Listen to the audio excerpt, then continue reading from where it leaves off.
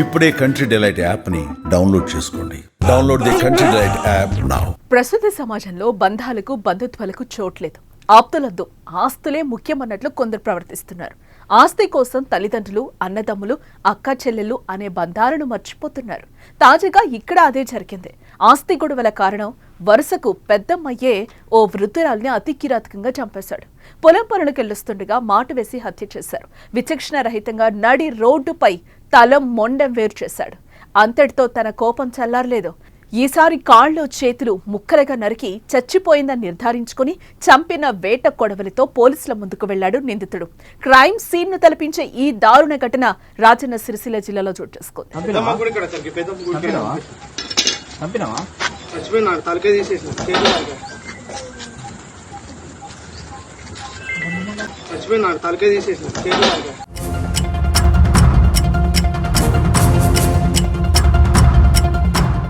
రాజన్న సిరిసిల్ల జిల్లా చందుర్తి మండల కేంద్రానికి చెందిన బొల్లు మల్లవ్వ అనే మహిళ రోజులనే పొలం పనులకు వెళ్లింది.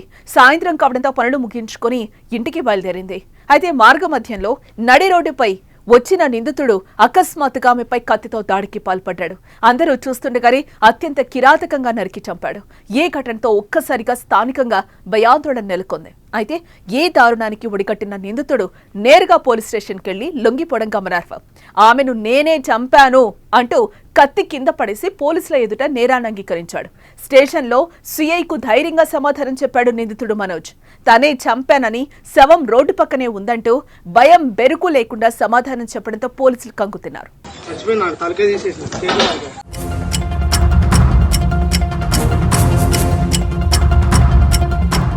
ఇక ఇదిలా ఉంటే పోలీసుల ప్రాథమిక విచారణలో నిందితుడికి నేర చరిత్ర ఉన్నట్లుగా తేలింది. గతంలో వినాయక చవితి పర్వదినం రోజున కూడా ఇదే నిందితుడు మరో వ్యక్తిని కూడా హత్య చేసినట్లుగా తెలిసిందే. ప్రస్తుతం మహిళ హత్యకు గల కారణాలపై పోలీసులు ఆరా తీస్తున్నారు. పాత కక్షలా లేక మరేదైనా కారణమా అనే కోణంలో దర్యాప్తు కొనసాగిస్తున్నారు. మృతురాలి కుటుంబ సభ్యుల ఫిర్యాదు మేరకు కేసు నమోదు చేసుకున్న పోలీసులు పూర్తి వివరాలు సేకరిస్తున్నారు. ఈ ఘటనతో చందుర్తి మండలంలో విషాద ఛాయలు అలుముకున్నాయి.